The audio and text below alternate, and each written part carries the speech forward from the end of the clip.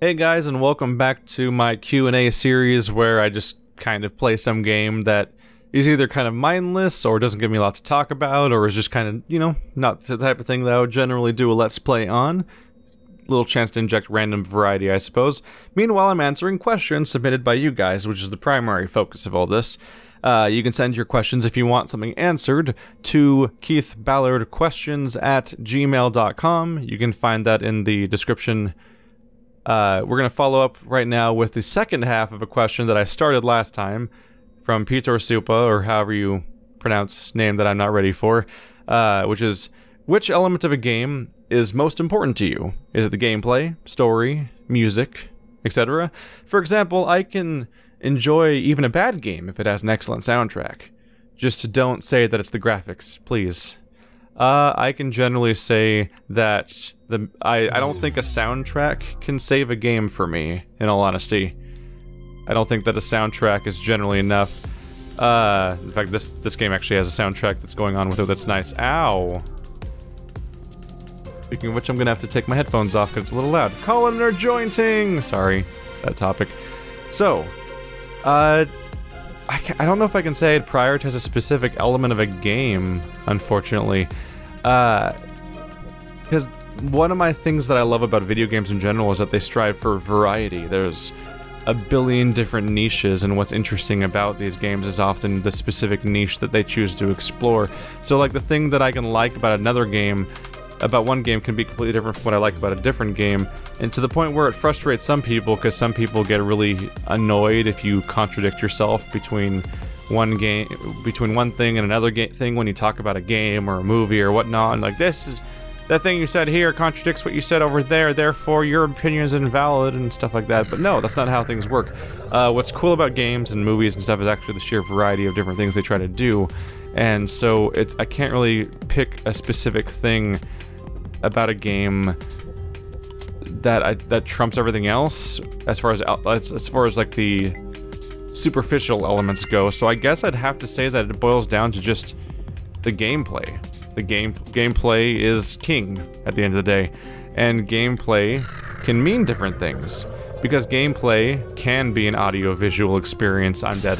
Gameplay can be in itself the part where you're having a cinematic experience. Like, there are games where the gameplay is that you kind of watch the game happen at you for a while. That was pretty fast.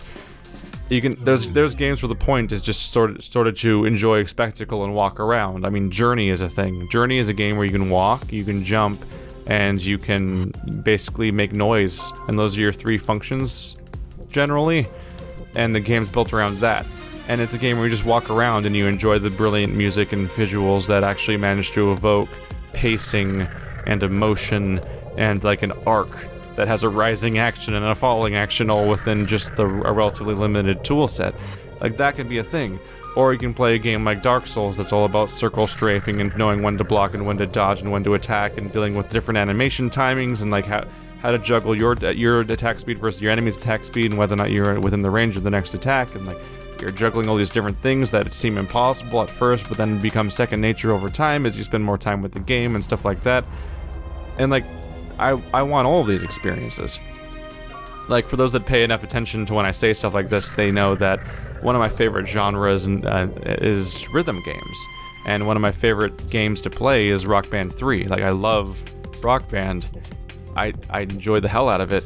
The entire game is just beat matching. It, in essence, has one mechanic that is expressed 5 different ways.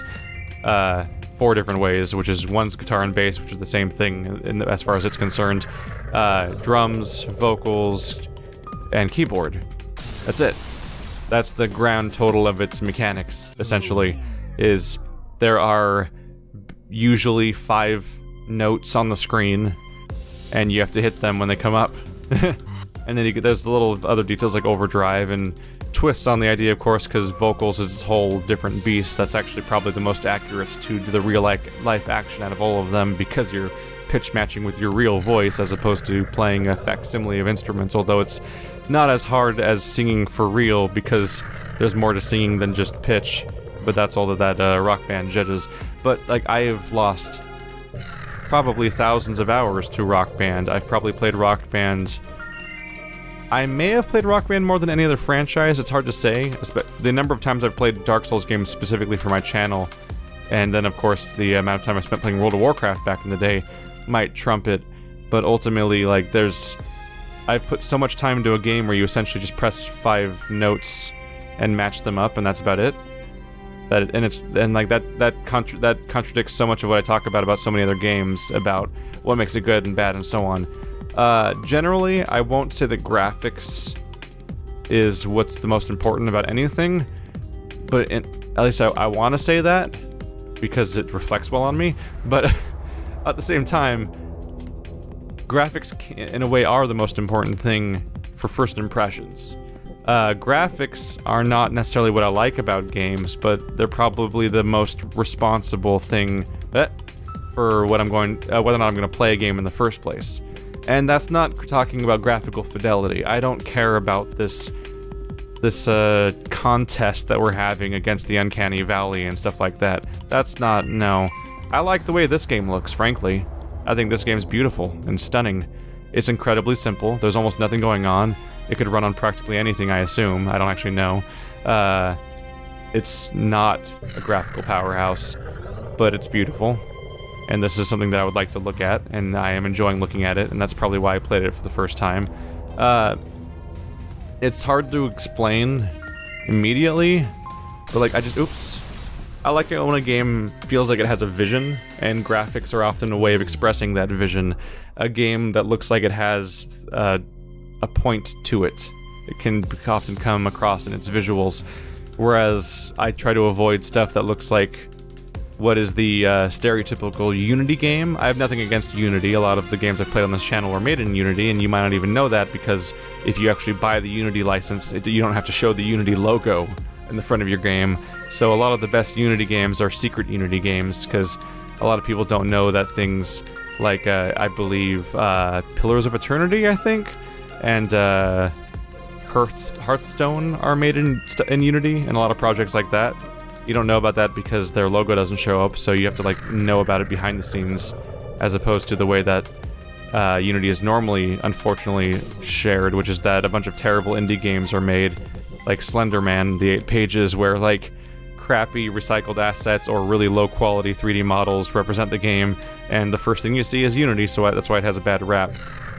So, while I won't say graphics is the most important part of a game, I will say that like, whatever the visual game, like, the game visually looks like, is probably the first thing that decides whether or not people will play it. And I don't think that's just for me, but for everyone in general. And what people define as being good graphics varies wildly. In fact, I am blown away at times because I'll go online and I'll look at a game that I think is beautiful, and I'll see all these comments about people being furious about what about this, I think they usually call it like a shitty indie game or something like that when they talk about, like, graphics they don't like in modern games.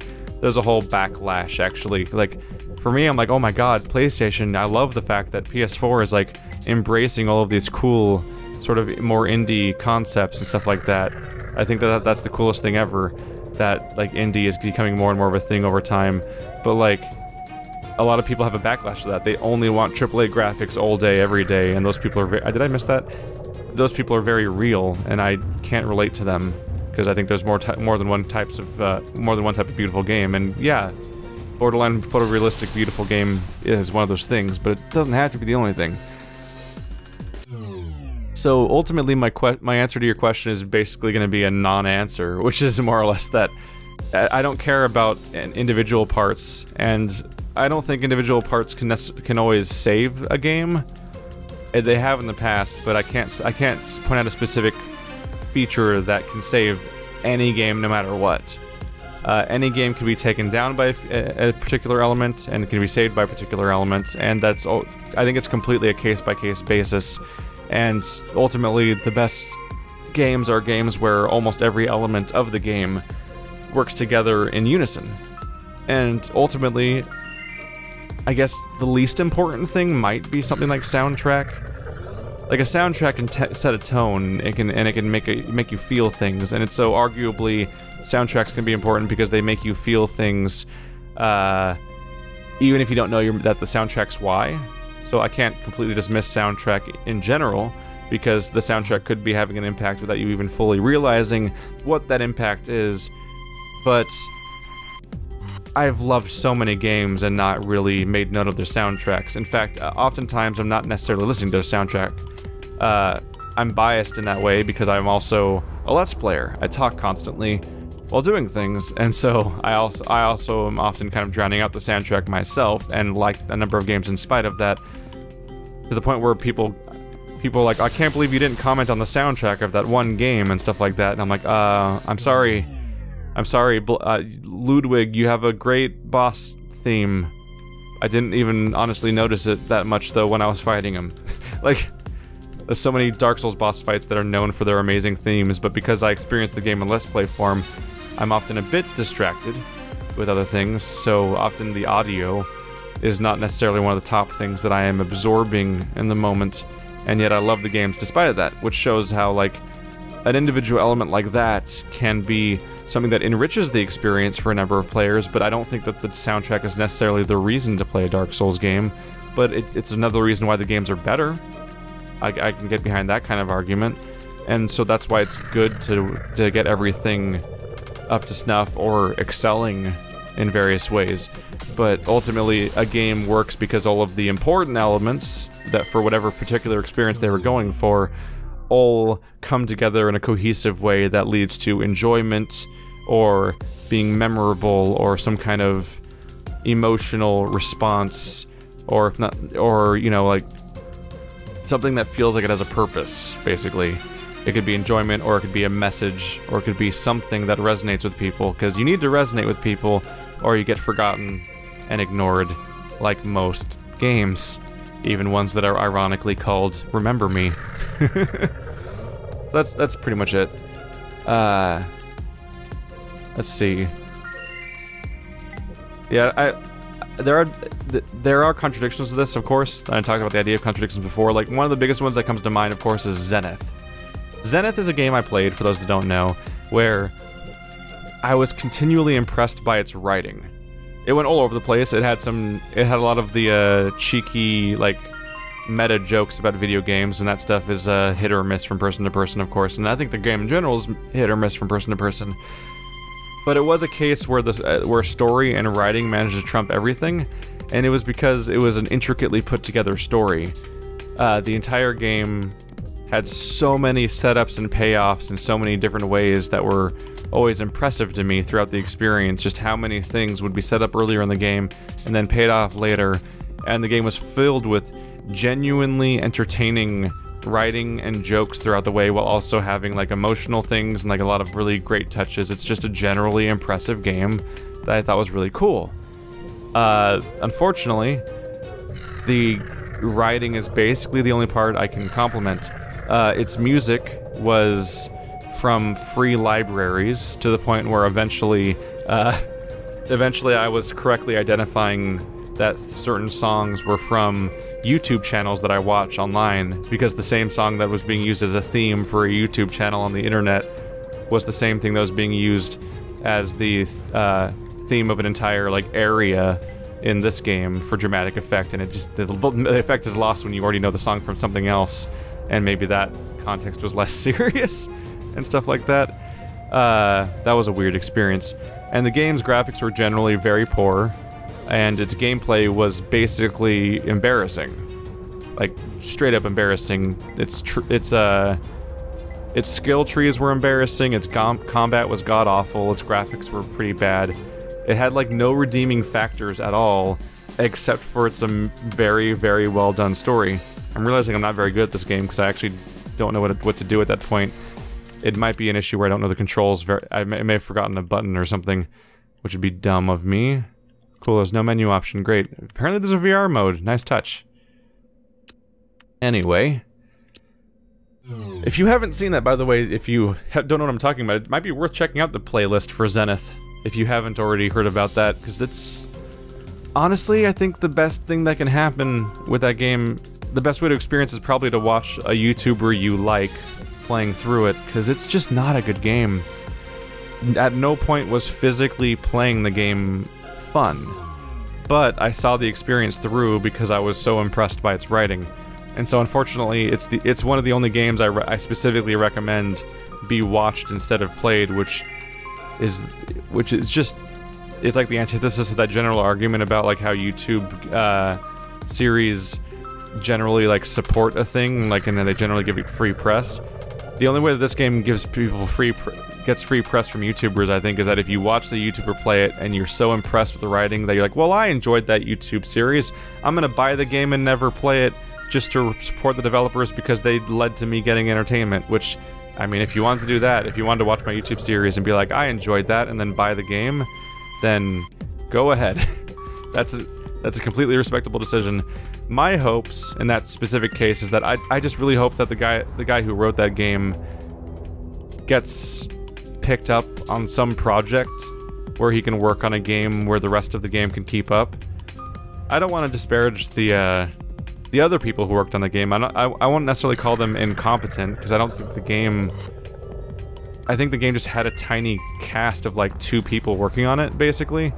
And so it's not that the person was incompetent, but it's just not enough resources for a project.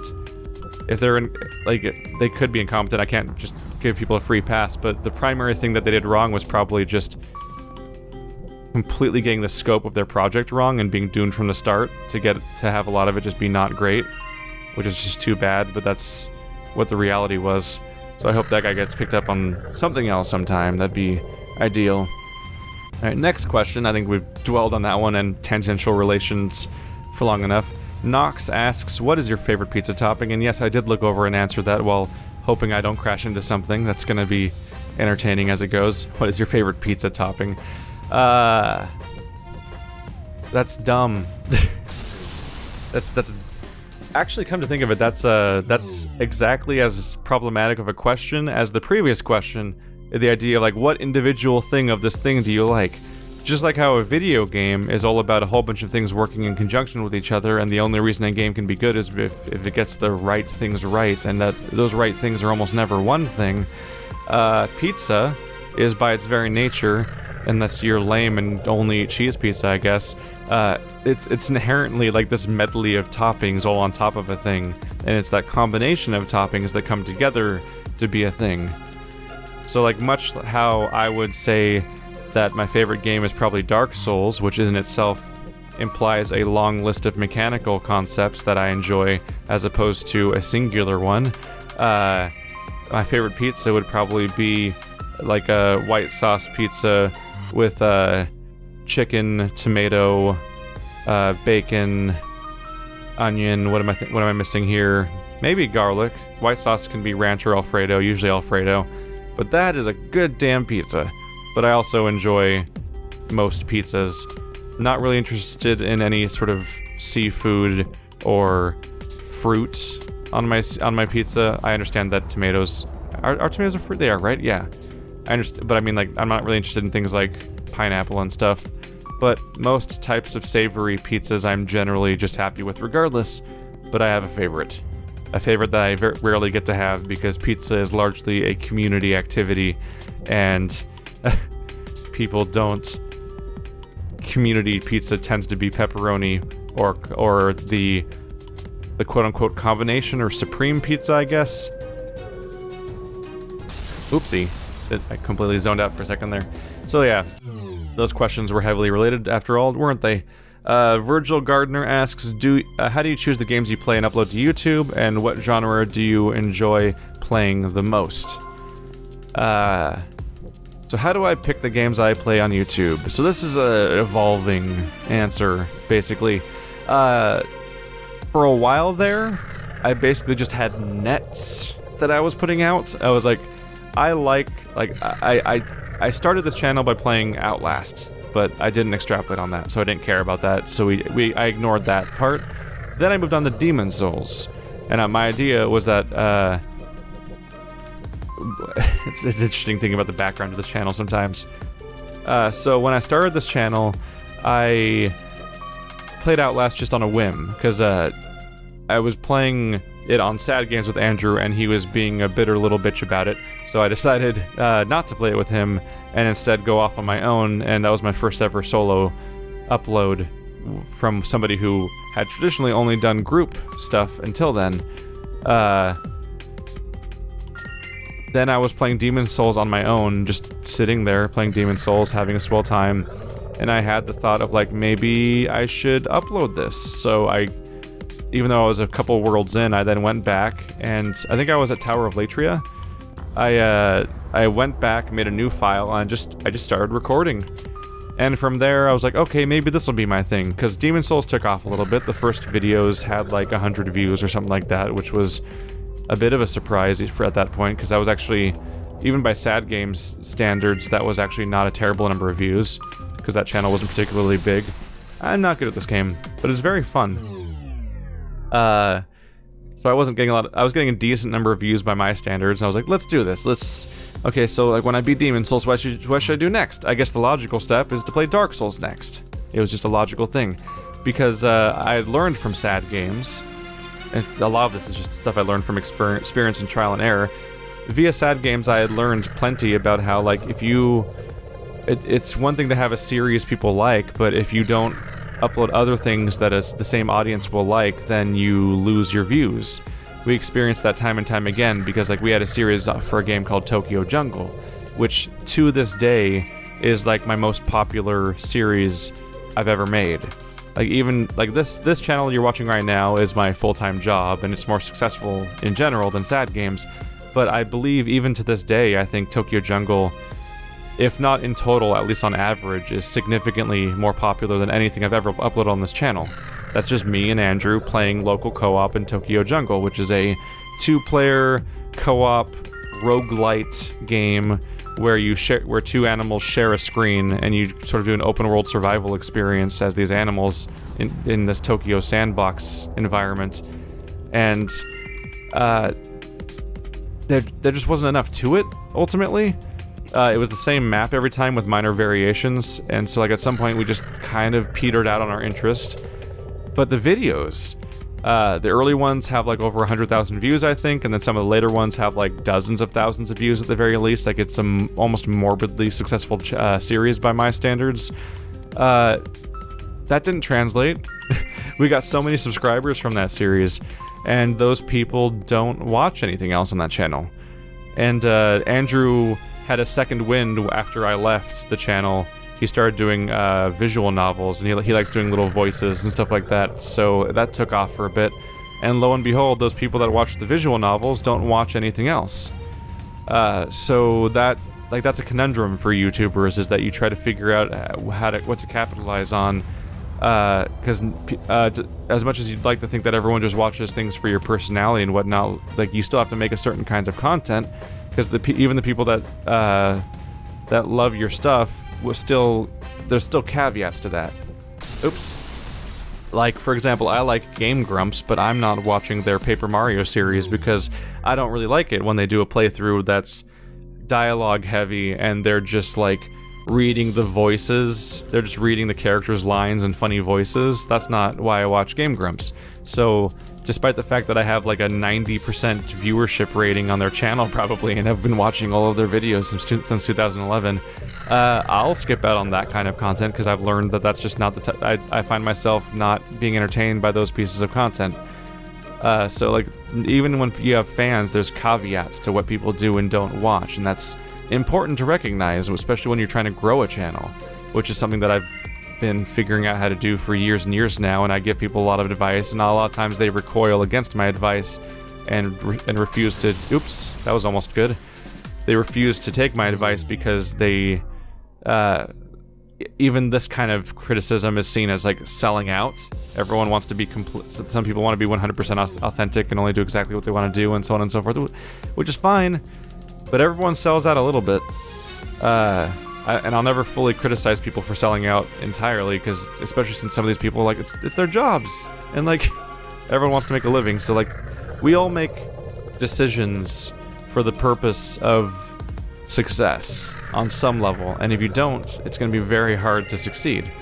There are things, like we talked about last episode, about do I fake it when about liking games, and that part is the thing, that's one of the lines I draw, is I'm always honest about the games I play. I'm always honest in general about most things, really. Like, that's probably a problem for me in general, but that's how I do things, is I generally approach things in an honest manner. But I do little sellout things in other ways, and this is one of them, is this idea of like of creating nets and niches for your audience, because you need to be conscious about what they'll watch and what they won't watch, because otherwise you end up with like sad games where we were uploading for years and gathered thousands of viewers. We had thousands of subscribers, and yet we would upload videos sometimes and get 15 views out of your thousands of subscribers, and that's because so many of them had subscribed for one thing. This is a concern that Wanderbot faces from time to time, because Wanderbot has had a number of significant growth spurts compared to me. Much to my amazement, he now has like, he's passed 100,000 subscribers a while ago actually, and he got his silver play button in the mail. And like it's been amazing seeing how quickly that number's gone up for him. And some of the games he's gotten those viewers from though are like Holy Potatoes a Weapon Shop and Vagante, and the biggest one of course is for a long time there he had a really ridiculously successful series for like 300 episodes or something for Scrap Mechanic, a game that I couldn't really get into and I just never was that interested in, and then when I uploaded videos for it they didn't do well, and so I kind of just I didn't have any reason to try to add on to that concept, but that stuff does well, but the concern always is, will they follow other things? So like after Wander's series for Holy Potatoes a Weapon Shop happened, which is a game about like managing a shop and like buying and selling things and whatnot. I'm guessing here a little bit because I'm not paying that much attention. He started playing games like I think it's called Item Shop or something like that, where you'd pretend to be an RPG shopkeeper basically, and you would run your little RPG shop and like dust and keep out monsters and stuff like that, like that kind of thing. Like I'm gonna jump over that, aren't I? Nope, there we go. Like he responds to his successes by trying to capitalize on them the same way that I do. When Scrap Mechanic did well, he started trying to branch out into other games where you can do some kind of building / creative process thing within the game, because he's trying to get his existing audience to watch other shows, because we're all aware of the fact that any particular show usually can't last forever. There are the Northern Lions out there that have played Binding of Isaac for literally thousands of episodes now, and those people have, like, every now and then there's an evergreen game like that, and if you're that into the game that you can play it forever, and your audience is that into how the game works that they can watch it forever, then those people can stick to one thing forever in that way. Like, there's the Northern Lion obviously does Binding of Isaac. Other people there's all those Minecraft channels for a while there, and I think a lot of them are still around and largely doing well, although I think a lot of them have been probably dropping off a little bit in the sheer numbers of years it's been since Minecraft now.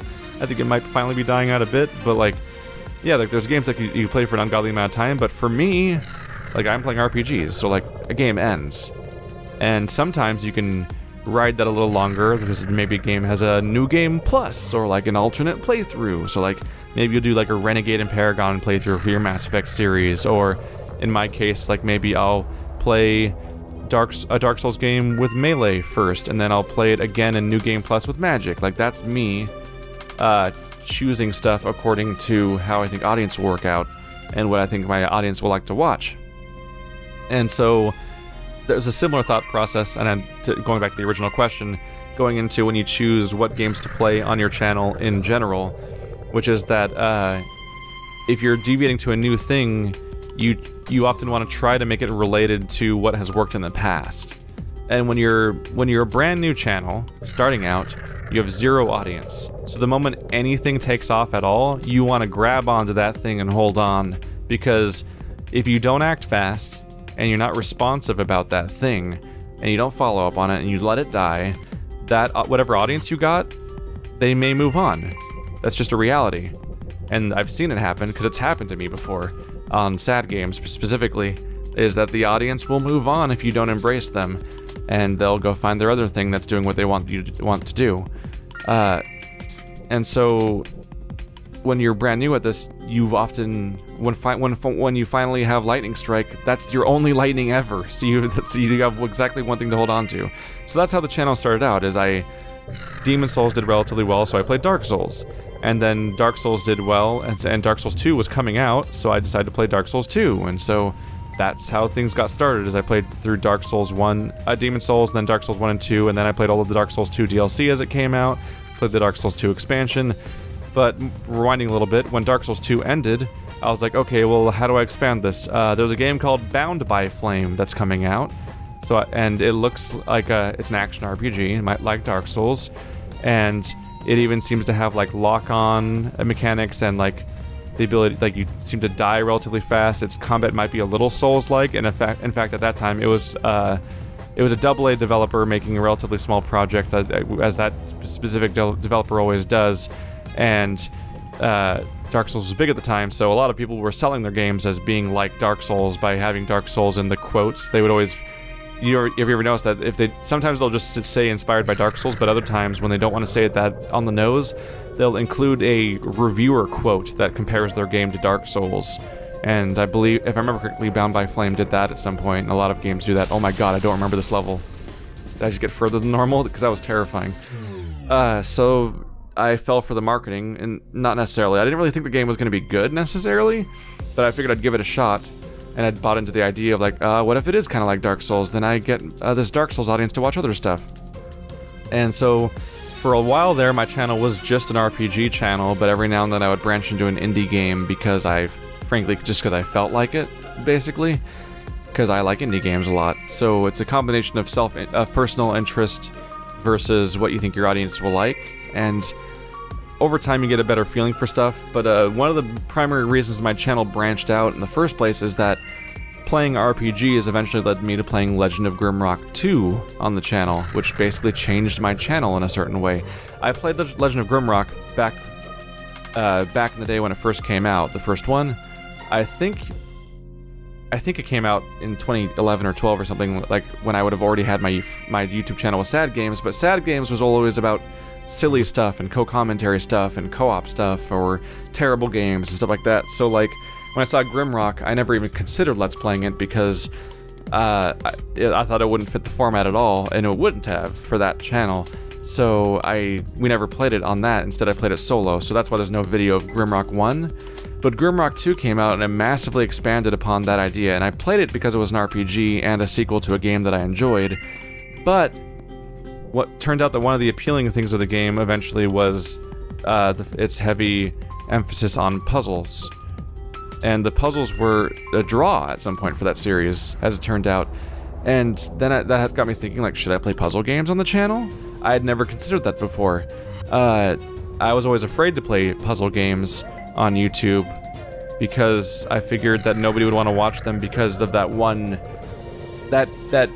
I guess the cringe feeling, which I hate that word just in general in old uses, but like that idea of like, I know how to solve this thing, he doesn't know how to solve it, and now I'm angry at the video. That feeling, like I'm familiar with that general feeling. I don't get mad at people like that because I fucking empathize with human beings, but I'm familiar with that general concept of the frustration of knowing something before the person that you're watching knows it, and then watching as they don't figure it out, and people who are too impulsive and unempathetic often translate that in their brain to meaning that that person's stupid, as opposed to just the fact that you just already know something they don't know, which is often the case, specifically because people even already know because they already played it in advance, let alone actually solving the scenario early or something.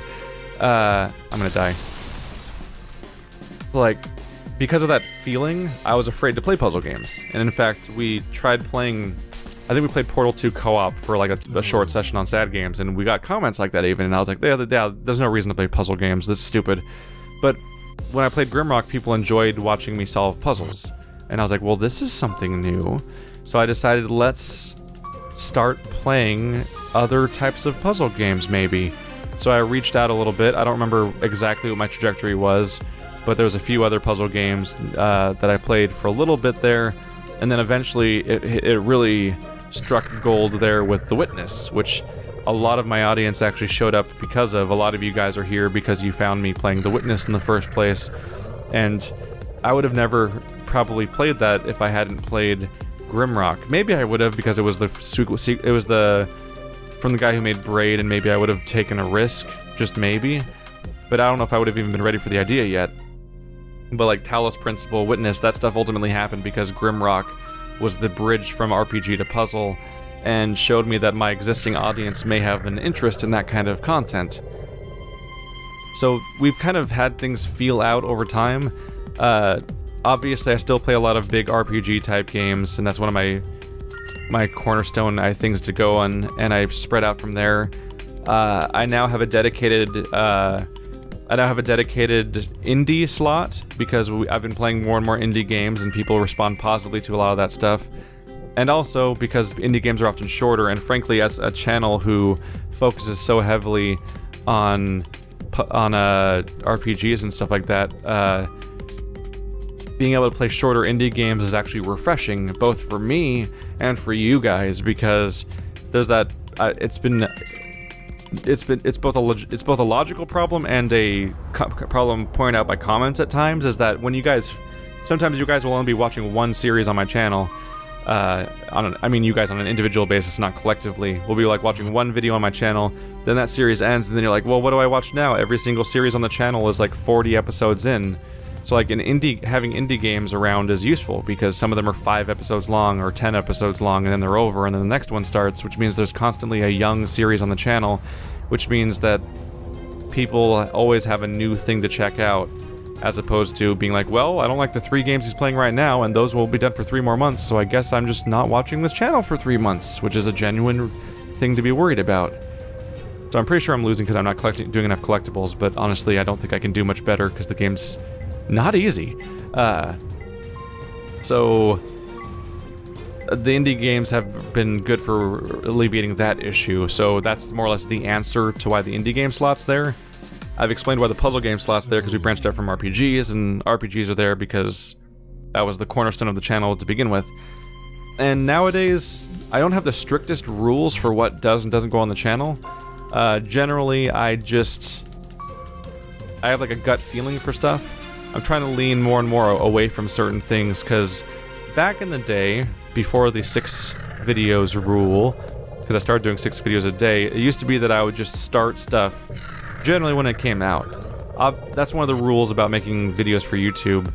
Not like a rule about what you're allowed to do, but as in like what works is that you want to play new stuff generally, because that's the stuff that has the most interest in it at the moment, and that's your biggest chance at getting surprise successes and stuff like that. And there's been some weird ones, like if I remember correctly, last time I checked, I think part 1 of Ember is one of my top videos ever, or something like that, but like, that's the bad example, because that was not a great experience. It wasn't miserable, but it was not an impressive game. I've basically forgotten it exists already. But like, playing new releases and around release is how stuff like Fury happens. Like, Fury is one of my most popular series so far. And that likely wouldn't be true if I had been late to playing Fury, but I played Fury when it was basically new. And Fury was a great playthrough. What relation does that have to do with other games I played? Uncertain. I took a risk, basically, and so I'm taking more and more risks. That was an action game with boss fights, which, like, that game and Titan Souls were kind of a logical thing based on, like, the fact that my audience has grown from Dark Souls and other boss fight related games, so going into games that are purely boss fights is not a crazy thing to do with your time when you think that that'll work. But other times I just take a risk on something that I have no reason to think that anyone's going to watch, and I'm right or wrong, and it works out. Nowadays things are lax more, and it's improving, I think, a bit. And I think it's making my content better in some ways, but also slowing down my growth a bit. Which is that nowadays I don't start a series on every game the moment it starts. That was a problem. Is I used to start a series for each game the moment it came out, if it happened to be within my like net of like, oh, it's a new action RPG. Let's play Tales of Zestiria, or Odin Sphere Life-Thrasir, or Grand Kingdom, and all these other games that just like, they seem to be within the territory of what my channel's supposed to cover, and I considered the release date as being like the only real time to cover that kind of stuff, so I would jump onto it right away. and that was a problem because they would stack up, and they'd get lost in the thing, and I'd have to have like videos going on alternating days and whatnot. So we've changed things since there, and I've tried to go heavier towards the idea of having 6 concurrent playthroughs going on, and if those slots are full, we don't start a playthrough. That's it. So like if a new game comes out and people want me to play it, I just don't play it when it comes out. And then what happens is just then every time I finish a playthrough, based on what slot it is, which is that we have a Patreon slot, an indie slot, a puzzle slot, and then 3 like big game slots or general slots, I suppose.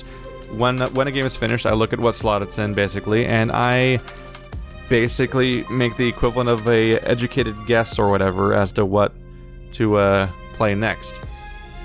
That's basically the process, and I basically trust my gut / do whatever I want, and that gut is basically probably a complicated series of background decisions being made that I'm not even always fully aware of, but I think that gut feeling is not. Like, a gut feeling is never really just a random chance guess. It's always something that someone does because they have experience with something, and they make a decision based on that experience. And so, like, I have 6 years of experience at this point, so my gut feeling is based on that. And so I look at my list, I'm like, that's the one I should play next. And it more or less works out one way or another. Nowadays, I have big ol' spreadsheets of all the games I would like to play one day on the channel, and I'm pretty aware of the fact that I'll never play all of them because the list is both gargantuan and it grows faster than it shrinks.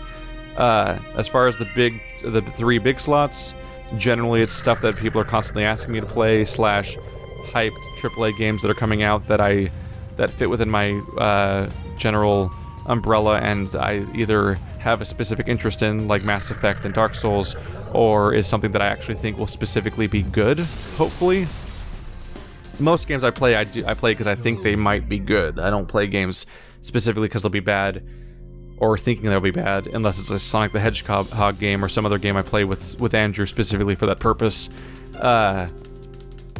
So we pick from the list, essentially. As far as indie games and puzzle games, there's definitely like a kid at the candy store feeling at times because there are so many good choices. Like, I am so spoiled for choice, despite the shortness of many of these games. Even though I'm burning through so many of them, there are so many games coming out constantly in the indie and puzzle categories that I would love to play, and they look great, and they look really interesting one way or another, and every time I cut one off the list, more of them get on the list faster than that, so I'm spoiled for choice there. I have a big backlog of ones of games I've found myself that I'd love to show you guys. I have a backlog of games that you guys keep telling me to play, obviously, and I also have a backlog of games that just show up in my inbox, because at this point I am large enough of a YouTuber, apparently, that I seriously get, like, on a regular basis, I wake up to like 3 Steam codes in the morning in my inbox of just various games, usually that I've never heard of, sometimes ones that I've either requested or hoped for in one way or another, but a big number of them are actually just games I've never heard of at all. And so a lot of that stuff I'll never do anything with. It's just not feasible, and that's a little dark for people who make indie games nowadays, because there's apparently so many indie games coming out every day that it's hard to even get through the emails about them, let alone actually play them. But that's the reality of the situation right now, is there's the indie market's booming so much that, like, no one really, I think, fully comprehends how many of these projects really do fail ultimately, because they can't succeed. There's just so many of them. But yeah, that's basically it. I make my lists, I make little notes here and there, I highlight certain ones that I think I'd want to play sooner rather than later, and then I review said list whenever it's time and pick the next thing. As far as what genre I enjoy the most, generally there's the same sort of problem as the pizza question and the other question, which is that genre isn't always the most important thing, because I think a lot of different forms of games. Oops. I think a lot of different games can be done well for a number of different reasons. So genre isn't always the most important thing. I would have told you not too long ago that I just want more Dark Souls games, and I want more action RPGs that are all about intense gameplay and stuff. But then The Witness came out and was my favorite game of 2016 over Dark Souls 3, I think. Like, I think I like The Witness more than Dark Souls 3, and like, I didn't see that coming. Like, I knew I liked Braid, and I know I liked various puzzle games like Portal and Talos Principle. I would have never guessed that The Witness could become my favorite game of a year. Like, I just thought it'd be a neat couple of weeks, basically. And it was both significantly longer than I thought and way cooler than I thought it would be. And that was a surprise. So really I try to keep as open as possible to the possibilities of all sorts of cool stuff coming out everywhere, as opposed to having too many preconceptions about what's going to be good and what's going to be bad and what's going to appeal to me or not. But there's some... I've never been here before, I have no idea what's going on, just so we're clear. Oh my god. Wow. Mindlessly play game while answering questions and you suddenly will make some form of progress you've never made before. As far as favorites though, like, basically, the important thing for me is that I want to be engaged when I'm playing a video game. Dynasty Warriors is the gargantuan exception to that, which is that, yeah, I do kind of enjoy that, I guess, the defrag feeling of listening to a podcast and burning through some Samurai Warriors or Dynasty Warriors game for a few hours. Like, that's a fun, chill experience. But aside from that, I want to be engaged.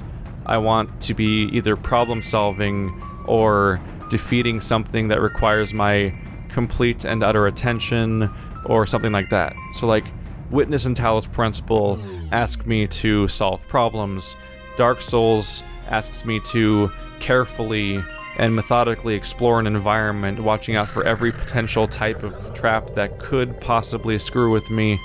Oh my god. This is gonna be a little hard to speak during, isn't it? I wasn't ready for this to escalate like this. Like Dark Souls... oh god. Well, I didn't see that coming. That's the furthest I've ever been in that game. Like, Dark Souls is all about careful examination and stepping forward and solving and learning and paying attention, and that's the strength of Dark Souls, that's the strength of The Witness, that's the strength of Fury, even. That's the strength of, what was the one that came to mind? Prey. Games where you like this, there's this specific type of game like Prey and Hitman and Dishonored where the gameplay is all about learning about your environment, having a goal, but the goal's not solved in a specific way, and you have many, many ways to approach that problem. Legend of Zelda, Breath of the Wild, like that. Breath of the Wild might be my favorite game this year, much like how Witness was. And so, like, I don't like to talk about preconceptions about what my favorite type of genre is necessarily too much, because I'm becoming more and more aware of how things can surprise me. And pigeonholing myself isn't always the best idea for that reason. Dark Souls came out of nowhere when it hit me. It surprised me when I got into Dark Souls. And it's like I got really into Dark Souls and I never really saw that coming. And I got really into Witness and I never saw that coming. And I got really into Breath of the Wild and I never saw that coming. So games, and even Soma engaged me in different ways. It wasn't necessarily the gameplay as much as like the mental gymnastics you go through, the concepts it wants you to juggle with. So like, I want games that engage me, and I know that's vague, but a lot of games aren't built to engage you. Like, there's a lot of Skinner boxes out there and Diablo type games that can be fun in their own right, but are ultimately about relatively minimal interaction and a constant feeling of reward without really having to do a lot for it, or having a movie play at you while you do relatively little. And the games I like the most will always be the ones that engage me and ask things of me, and not necessarily just a specific action performed exactly, but ask me to come up with my own solutions for things and stuff like that. So that's what I want. And that often means action RPGs, because action RPGs come with it's the blanket term that contains everything from Dark Souls to Tales of Vesperia to games I don't like to Dishonored and Prey. and BioShock and stuff like that. BioShock was one of the first really popular games of this type that was like an action RPG that was in first person, atmospheric and exploration based, but was a huge blockbuster success, but was a game where you could like hurt people with physics objects and electrify water and lay traps. Like, that stuff's cool. That's stuff I'm into, is stuff that has me think, but isn't. But that's a trap, because it has to be intuitive. It has to be communicate well to the player what they can do, and those things have to be reasonable things to do. Because having having a bunch of options doesn't always feel good when it's handled in clunky, awkward ways, like Assassin's Creed games might do. But anyway, I think that's going to be it for today. There are a number of questions to do. Also, Calliope Rannis, however you pronounce that, asks, how do you choose from the massive indie and puzzle games from the respective slots? I knew that was the next question, and it's basically the same question as Virgil Gardner, so kind of already answered that. And if you answered why some of the stuff I said was not entirely related to Virgil's questions, because I was anticipating that question being next. Thanks for watching, like always. If you have questions that you want me to answer and then go on an extensive, overly exhaustive tangent about while playing some game that you may or may not have heard before, go ahead and email your question to keithballardquestions@gmail.com. The email will be in the description somewhere. Thanks for watching, like always, guys. Check out the playlist in the description if you want to see the answers to previous questions and have an idea whether or not the question you're going to ask hasn't been answered before, or just learn a whole lot of things in general about questions you never thought to ask. You can check out the description, the playlist in the description, to find the several other videos in Minecraft and so on in the past. Thanks for watching, like always. I'm still burning through my backlog of Patreon questions. This is my second video since the revive, but I'm recording it in the same session. It's been a lot of talking. But so I have not yet seen your question if you sent one in, but we will be getting to the general audience stuff too. Right now I'm burning through the Patreon stuff, which is taking longer than I expected because I ramble so much, apparently. But we'll get through that, then I'll get to your guys' stuff. Just be patient, and I'll get to the stuff. Hopefully there are questions. I'm going to feel really silly if it's been like a week and not a single question has come in. Thanks for watching, like always, guys, and I'll see you next time.